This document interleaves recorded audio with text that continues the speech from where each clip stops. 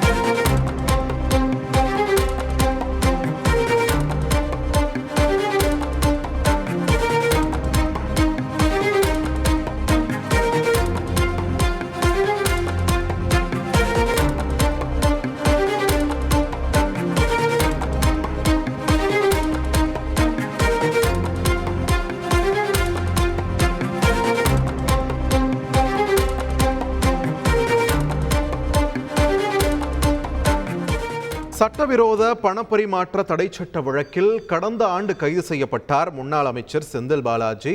தற்பொழுது மீண்டும் அவரது நீதிமன்ற காவலை நீட்டித்து உத்தரவு பிறப்பித்திருக்கிறார் சென்னை மாவட்ட முதன்மை அமர்வு நீதிமன்ற நீதிபதி அல்லி. இது தொடர்பான முக்கிய செய்தியை நாம் பார்த்து வருகிறோம். தொடர்ந்து கூடுதல் விவரங்களை வழங்க இணைகிறார் எமது செய்தியாளர் சுரேஷ். சுரேஷ் வணக்கம். இப்போ 47வது முறையாக மீண்டும் செந்தில் பாலாஜியோட நீதிமன்ற காவல் நீட்டிக்கப்பட்டிருக்கிறது. இதனுடைய முழுமையான பின்னணி என்ன?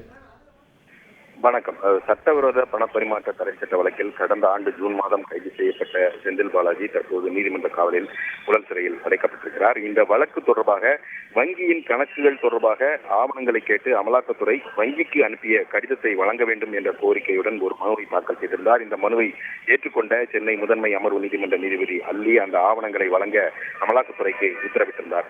இந்த ஆவணங்களை பெறுவதற்காக அவரை இன்றைக்கு நீதிமன்றத்தில் நேரில் ஆஜர்படுத்தும்படி சிறைத்துறைக்கு நீதிபதி உத்தரவிட்டிருந்தார்.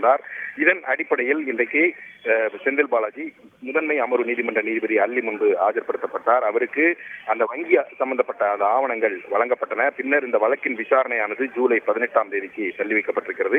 இதற்கிடையில் அவருடைய நீதிமன்ற காவலும் இன்றைக்கு முடிவடைந்ததை அடுத்து அவருடைய நீதிமன்ற காவலையும் ஜூலை 18ஆம் தேதி வரை நீட்டித்து முதன்மை அமர்வு நீதிமன்ற நீதிபதி அல்லி உத்தரவு பிறப்பித்திருக்கிறார். இதன் மூலமாக 47வது முறையாக அவருடைய நீதிமன்ற காவலானது நீட்டிக்கப்பட்டிருக்கிறது என்பது குறிப்பிடத்தக்கது. நன்றி சுரேஷ், உங்களோட விரிவான தகவல்களுக்கு. உங்கள் தந்தி1 தொலைக்காட்சியில் தினமும் ஒரு சர்ப்ரைஸ் மாலை 6 முதல் 7 மணி வரை காணத் தவறாதீர்கள்.